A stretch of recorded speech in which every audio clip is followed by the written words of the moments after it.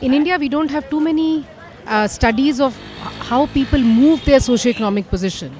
And my earlier work has been on caste and gender and tribes. So these are dimensions along which individuals get marginalized. And one of the effects of marginalization is that they are not able to move up in the socioeconomic hierarchy.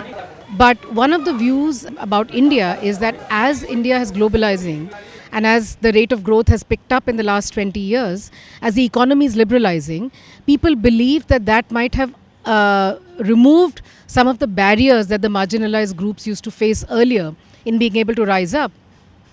And so, at least the hope is that that has contributed towards upward social mobility for groups that were traditionally marginalized. So, I wanted to examine that hypothesis. What are the mechanisms that would drive such upward or downward mobility or stickiness or persistence? The results were surprising because I genuinely expected to see that caste and religion should not be the mediating factors for social mobility. So, but unfortunately, what I find is that caste continues to define the probability of somebody of my respondents doing being able to do better than their fathers. So upper caste respondents uh, tend to do better than their fathers, but lower caste respondents haven't really moved up that much. Everybody has moved up a little bit, but on the whole, the ability to move up is highly differentiated by caste.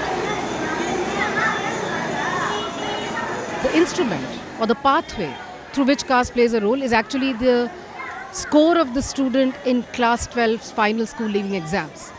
And that I think it has a huge policy implication, because if we want to concentrate resources in obliterating caste distinctions for upward mobility, then we really need to put a lot of resources in high school, because how students perform in high school in the school leaving examination, which is in class 12, actually determine their fortunes for several years to come. Get informed. www.knowpoor.eu